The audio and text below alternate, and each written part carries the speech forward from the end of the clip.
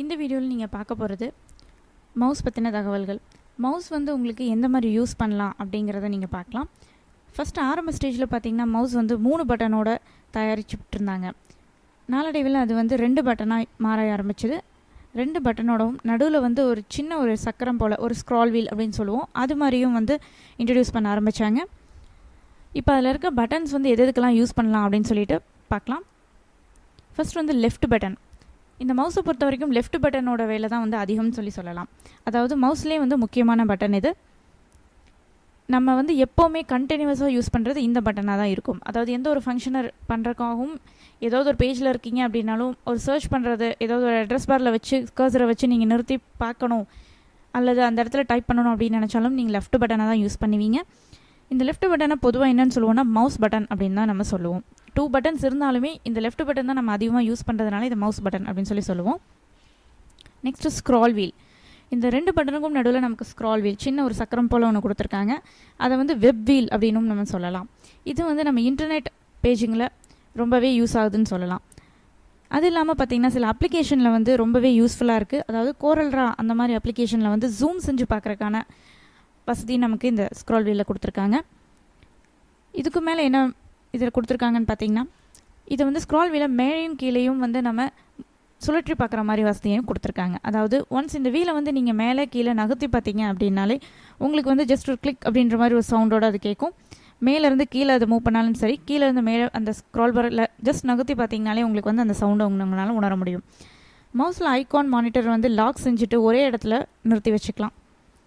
இந்த நிலையில் வந்து வச்சுட்டு உங்கள் மவுஸை வந்து மெதுவாக நகர்த்தி பாருங்கள்.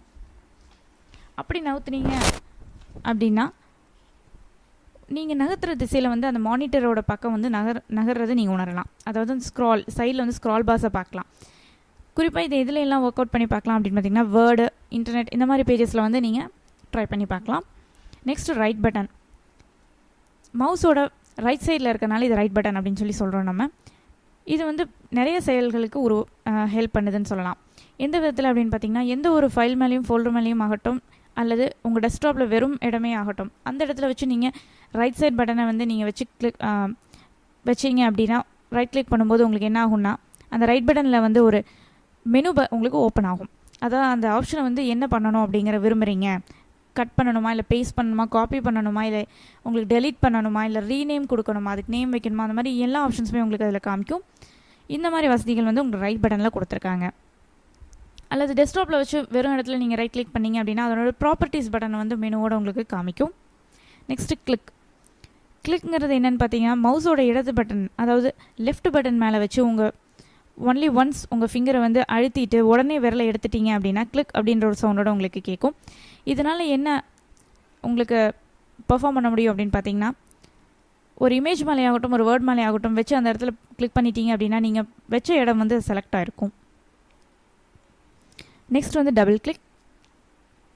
மவுஸோட லெஃப்ட் பட்டனில் 2 டைம்ஸ் வந்து நீங்கள் ரொம்ப ஸ்பீடாக அழுத்திட்டு விரலை எடுத்துடணும். அப்படி பண்ணீங்க அப்படின்னா அது வந்து டபுள் கிளிக் அப்படின்னு சொல்லப்படும். இதனால் வந்து என்ன ஆகும் அப்படின்னு பார்த்தீங்கன்னா, ஒரு ஃபைலை வந்து ஸ்டார்ட் பண்ணுற ஒரு ஆப்ஷன் வந்து உங்களுக்கு கிடைக்குது. ப்ரெஸ். மவுஸோட லெஃப்ட் பட்டனை வந்து உங்கள் விரலால் அழுத்தி பிடிச்சிட்டு எதுவுமே பண்ணாமல் அதே இடத்துல அழுத்தி பிடிச்சிங்க அப்படின்னா மவுஸை வந்து நகர்த்தக்கூடாதுங்க. அந்த மவுஸை நகர்த்தாக நீங்கள் அழுத்தி பிடிச்சிங்க அப்படின்னா அதுக்கு பேர் ப்ரெஸ் அப்படின்னு சொல்லப்படும். இதை வந்து நீங்கள் நகர்த்துனீங்க அப்படின்னா அதுக்கு பேர் ட்ராக் அப்படின்னு சொல்லிட்டு நேம் மாறிடும். Next release.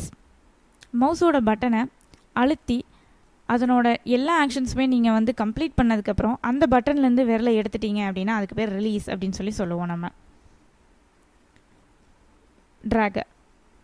மவுஸோட லெஃப்ட் பட்டனை வந்து உங்கள் விரலால் ப்ரெஸ் பண்ணிவிட்டு மவுஸில் வந்து தேவையானபடி நகர்த்துவதற்கு வந்து ட்ராக் அப்படின்னு நம்ம சொல்லுவோம்.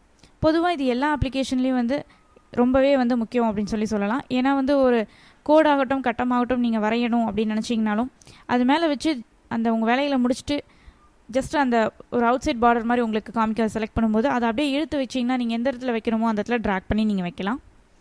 Next move.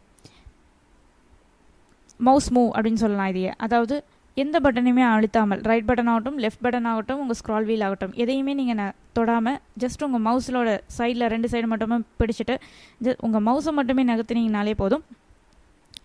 உங்களோட ஐகான் வந்து எந்த இடத்துல இருக்கணும் அப்படிங்கிறத வந்து அதே தீர்மானிச்சுக்கும். இந்த மாதிரி மவுஸை வந்து நீங்கள் யூஸ் பண்ணி பார்த்தீங்கன்னா அதோட யூசேஜஸ் வந்து ரொம்பவே ஈஸியாக இருக்கும்.